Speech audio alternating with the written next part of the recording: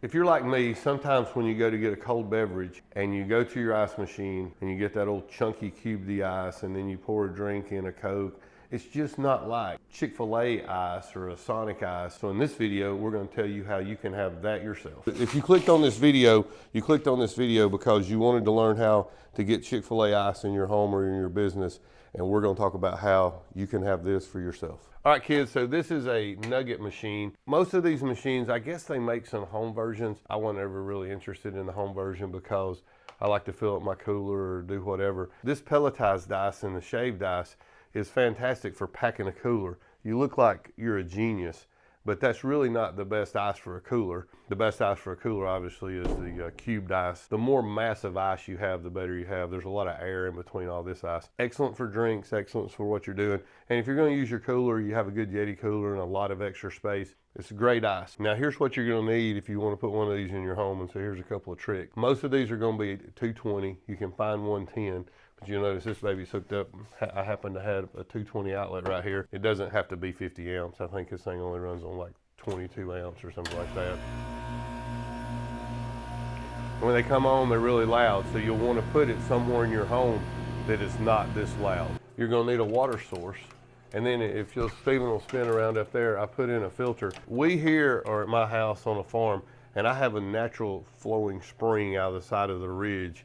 And so my Chick-fil-A ice or Sonic ice is also spring water fed, so I don't have any bad taste or anything. So normally you'd see a carbon filter or something like that associated with your water maker to strip out the chlorine and all the nasty taste. This ice tastes perfect because it doesn't taste anything because it's pure spring water. If you have really good water, you do that. If not, you're going to want a particulate filter like that, and then you're going to want a carbon filter to strip out the chlorine. A neat trick if you're looking for one of these, if you're like me, one of the things you're going to do is you're going to fill up your cooler. So like I said, so the ice maker makes the ice and it drops it into the bin. And the bin is nothing but an insulated box. So when you get an insulated box, you can get all different kinds. Make sure you get one that's got a mouth big enough to accept a 5-gallon bucket. So then you can dip your bucket in and you can get a 5 thing, and you notice mine says ice only. And then, you can also use ice scoops or cow scoops, or there's a myriad of different ways that you can get the ice out. But if you're thinking about getting an ice machine, you can get any ice box. This one's probably not the greatest because it doesn't have a really good seal, but that's how long the ice is going to last. And like I said, it drops in there, it melts away. And then we're in a basement application here where I didn't have a drain in. Maybe Stephen can show you. That's just an HVAC pump for condensate. And like I said, the only water that pump has to get rid of is this thing doesn't make water. Like a cuber does. So it's just out of the bottom drain of this ice box. As the ice slowly melts away, it picks the water up and pumps it outside. So in the bottom of this is a drain. I always have new ice on top. So I don't know how long it takes. Let's say it takes a week for the ice to fall in here and slowly melt to the bottom. And then it runs out of a drain into the bottom into that little pump. And then this little tube, it just pumps it outside. So if you're gonna plumb one in, you have to have a water source, 220 volts power, you have this. And you guys heard it kick on. You heard kind of how loud it was. So you'll want to put it somewhere where you can stand the racket. So everybody, don't get me in the comments. I'm going to touch this ice because we're not going to use it in anybody's drink. So this first one says refrigerator. And what refrigerator ice is this would be like a residential refrigerator where it's made in an environment where they just let water sit in a tray and it freezes because the environment's really, really cold. This is pellet ice, and you can see how it's like a circle or a pellet, and it has the air entrained in it. And so this is the crunchy ice, and this is what we'll slang call Sonic or Chick-fil-A ice. It's a real crunchy ice. Without knowing what I was doing, I first got a flaked ice machine or a flaker, and you can see how it doesn't pelletize it, and the ice is actually hard frozen. And then as it melts, let me see if I can get a little bit of it to melt. You see how it'll get clear. And this is used like in garnishments and in other areas where people have presentations or caterers. And then the last is the cubed ice. And this is the ice that's best for coolers and other things because it creates the most density or the most ice in the area. So now that I've told you the difference in the different kinds of ice, and if you just want to buy a machine, you should probably just stop watching this video, because this video is going to be like 10 or 15 minutes long, and it's going to be a bunch of nonsense about me telling you technical things about how all these ice machines work, So if you're coming here to understand how they work, like the things you need to install them, the water lines, the power, the environment, the noise, if they use excess water, if all the water is made into the ice. If you're that person and want to know all those nitty-gritty details, keep watching, and we're going to probably delve into a whole bunch of that stuff that you might find useful. If not, this is what you need to get Chick-fil-A ice in your home, the pellet ice. You know, now's a good time to stop watching, like our videos, subscribe, and come back next time when we bring you some more useless information. I've kind of become an ice machine connoisseur. A long time ago, it was called Sonic Ice, and then it was Chick-fil-A Ice. And so everybody wants that kind of ice. I tried to achieve that, so I bought an under-counter ice machine, junk. It's basically a refrigerator ice machine that falls into that, and then a refrigerator ice machine, junk. And so then if you get into like the Scotsman line, then you can get into flake, pellet, and cubers. And we're going to talk about the difference of all of those and how they work. The first thing to know, your ice machine that's in your house is interesting because it's an ice machine that makes ice inside a frozen environment. So it makes ice by putting the water in the tray inside the freezer, and they have heaters and a few other things that keep the water from freezing to get in there. And then they just let it freeze. And after so much time, it humps over or breaks out. You know, it has some way it flexes it to make it break loose and make the cubes that you have. Then under the counter ice machines, they make the ice, but the environment's not cooled. And then it just becomes an ice bin like a normal ice bin. And then some of those actually have a refrigerated ice bin. So for most ice that you want, you don't want a refrigerated ice bin. You want the bin to be cooled by the ice that's falling into the bin. And then we're going to talk about flake and pellet, and I put those on the same line because they're basically the same thing.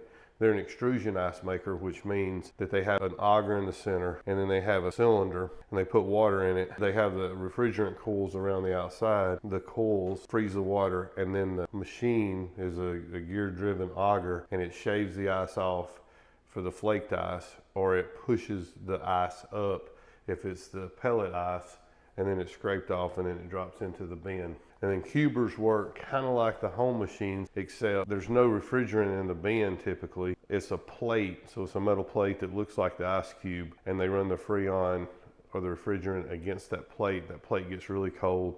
They run water across it, it freezes. Ultrasonically, there's a couple different ways. They measure the thickness of the ice, and then they put that unit, they take the hot gas bypass of the refrigerant system, kind of like putting your house system goes from an air conditioner to a heat pump. Now the plate becomes heated by the hot gas bypass, and then that's what makes the ice yield or harvest, and then it falls into the bin. Then there's one more kind of ice plate that does an ice plate like that, and it makes a sheet of ice, and then it falls off, and there's little wires like an X or like a grid. And then just imagine that ice, again, hot gas bypass, the sheet of ice falls onto the grid of the little electrical wires, and it cuts it and makes a cube. One thing that's kind of handy if you're looking at this video, we do disaster recovery for hurricanes, and if you wanted to put an ice machine in your trailer that you were going to make ice for events, you wouldn't want to waste water. Flake and pellet machines put the water into the cylinder that shaves the ice out, and there's no water wasted. So every drop of water that comes into the unit becomes ice. Now in cubers, that's not true. There's a reservoir that floods over the machine, and every so often during harvest, it runs fresh water back and it wastes some of the water away. So I don't know what the ratio is. I'm gonna guess that it's probably 2 to 1 or 3 to 1, meaning that if you make a gallon of water ice, it takes 3 gallons of water to make the ice, and it wastes the rest of it away to help keep down scale and to help with the harvest process and those type of things. So the flakers and the pellet machines, all the water that goes in there goes into the ice. The cubers, they make water to help with the harvest process, and then they change the water in the reservoir over time, I guess to help with scale and other things. So my very first foray in the ice machine business was this machine, and this is a flaker. I was looking for that Chick-fil-A thing, and I didn't really know what I was doing, so I walked around and I found me a flaker. So this is a kind of an unusual thing. Remember I told you about the bucket thing where you want to be big enough so you can get a 5-gallon bucket in here. And you notice on this side we have cubes, and on this side we have flakes. We didn't really talk about the difference between flakes and pellets. So pellets kind of The water runs in there and the water gets air entrained, it freezes, and then the auger grinds it to the top and the flakes fall off. Now a lot of people use the flake. Caterers really like it because as it flakes off, as it starts to melt, it turns crystal clear because it was frozen solid and then sheared off. Where the pellets, they run the water into the reservoir where the auger is. The water gets air entrained with air, and so it makes the pellets more chewy, because then that auger pushes them up through some holes and it becomes a pellet, and then the cutter just cuts it off and drops the pellets down. And then right beside it we have a cuber, and as you can see how the cuber kind of looks, it makes the cubes and then it falls off, and then you can see the line between the cubes as they break apart. So then you'll notice here that now we're back in town at our other shop, and you notice that we have a carbon filter there to take the chlorine taste out, and then that runs over into these two ice machines. So it's kind of cool here if you're packing up something that you can have the little ice, so you can pack your cooler with the big ice, and then you can put the flakes on top. But like I said, people tend to use the flakes for like presentation things and catering, and then people like the pellet ice for like Chick-fil-A or Sonic, those kind of guys. So that's kind of cool. An interesting note is the auger that holds that thing on. There's a ton of pressure associated with that. And actually this machine's here because I completely rebuilt it. So if you buy these things and you're kind of doing them yourself and you want to rebuild them, there's a lot of manuals and stuff online. The bearing that's on the top of this machine is the same bearing that's on a trailer axle of a semi-truck. So that's kind of how much force that has to be done. And you have to use like food grade greases. The gearbox for these machines is like $1,500. So I think one of these machines new, they're like $3,000 to $10,000 depending on the capacity. So they're relatively expensive for the flakers and the pelletizers. And then the cubers are a little cheaper because they make a lot more of those. Like I said, these are the cubers with the plate. We have another one in another shop, and then we have one of the smaller Scotsman for the other shop in Rome. But again, get the bucket in there. This one makes a bunch of water. You'll notice it here because we don't have an off-ground sump, we have a sump for it. So this sump pump actually takes the water out from under, and then you see this return. Now the flakers even have this and the pelletizers, but it's just condensate around for the drain. All the water that goes into this machine becomes ice. You'll notice that here we've got some of this pressure sensitive tape. And the reason that's on there is because this box was only made for one ice machine to kind of go in the middle and for all the ice to fall in.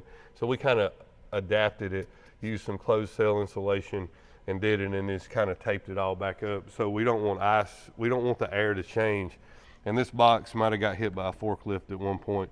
And so see, it's had a little love done to the seal, because it's important that this door becomes airtight so air doesn't change and it melts the ice quicker. Yeah, it's in a shop, so it got beat up. But again, the machine, there's no refrigerant to the box. There's nothing keeping it cold, just the ice that's in there. And that way it doesn't melt and stick to itself. If you drop ice that's wet into an environment that's colder than the ice to refreeze it, your ice will all stick together. If the ice is made and it's living in the environment, making that environment cold around itself, it's continuously melting, so it's not sticking to itself. Again, so remember I keep talking about how much water is being used. So like we contemplated before we worked out the way we just carry ice in multiple coolers for our guys, we've talked about making our own ice. And I've been hesitant to do it because then I'd want to do some kind of RO. I'd want to really purify the water that we're carrying in to make ice. But if you were going to use one on deployment, you would want to use a flaker or a pelletizer, because you're not going to waste water. This guy here, you're going to put 3 gallons in, but you're only going to put maybe 1 gallon of ice in your bin. If you put 3 gallons into this guy, you're going to put 3 gallons of ice or equivalent ice in the bin. So, that's one thing to understand, is how the ice machine makes water, and how it makes ice and how it utilizes the water to maybe reduce scale and to help with the harvest process. So you don't want to utilize a machine that would use a bunch of water. Say if you was putting it in one of our hurricane trailers or our disaster recovery trailers, because you don't want to waste a bunch of water. Water is a precious commodity. So for us, it's been easier just to take the ice rather than make it on site because of those things. But if we was going to make it on site, we would definitely do a flaker or a pelletizer, because all the water that shows up would be used to make ice. All right, guys, so you'll notice now we weighed you a 5-gallon bucket of water. We kind of expect it to weigh 40 pounds because water's about 8 point something, and then the bucket weighs a couple of pounds, so that's what we expected. Our ice weighed 22 pounds. So it's interesting because anecdotally, I have noticed that the cubed ice does better in my cooler, and I sort of expected the cubed ice to have a greater mass, or maybe it weighed 27 pounds and the flaked or the pellet ice weighed 22, and there would be a difference. But since both of them have the same mass of ice in there, then I was trying to figure out why. And I think it's kind of like if you put 2 or 3 big refrigerator cubes or big cubes of ice in a drink, and then you maybe wait 30 seconds and you drink it, you know how your drink will kind of be stratified. It won't be cold everywhere. It'll be warm sections and cold sections. But when you put a drink, pour it over ice, like a fountain drink with Chick-fil-A ice or pellet ice or flaked ice, everything gets cold at the same time. And I think probably what's happening is that little bitty ice, the pellet ice and the flaked ice can touch the surfaces of, let's just use a can, for example, more readily than just the corners of those cubes, giving up the energy of the can to the ice. The cubed ice lasts longer initially, but as soon as the whole cooler and the drinks and the cans and everything in the content of the cooler reaches equilibrium, then they're going to work the same since they have the same mass. But it's going to be slower to get there with the cubed ice, and it's going to appear to last longer, and less of it's going to go to water. And then, obviously when it goes to water in the bottom, that water's at 32 degrees because it's in an ice equilibrium, and then it's really efficiently giving it up because now that whole water at 32 degrees gives up, it's ready to take all the heat from the can in a great deal of surface area, all the surface area. So that may be why. So in the end, I guess, pack your cooler with pellet ice and it's going to work about as good, and it's going to reach equilibrium, and the cubed ice is going to look like it lasts longer. So I learned a little something about ice myself. Steven always wants me to do an outro, and so he suggested that we do something stupid. And so, to like tell you guys that this is going to be a cool video. But rather than do that, let's see if we can get our views up. Take a shot of Lucky Cat. So tonight, Lucky Cat, he's been the producer. Steven's been the cinematographer, and Lucky's been like watching over and making sure that we get all the shots right. So anyway, thanks for following along. If you have any comments or questions about ice, it is a cool video. It's a cool topic. We know a little bit about them. I rebuilt that one. I do all the service on these. We didn't really talk about cleaning. Every 6 months, you need to just buy a commercial grade cleaner. They tell, each one of the machines tell you how to do it. You're basically cleaning the scale out of the machine, flush water through it, clean the ice box out, do your basic maintenance. But look, we appreciate you watching. Leave us a comment, like or subscribe.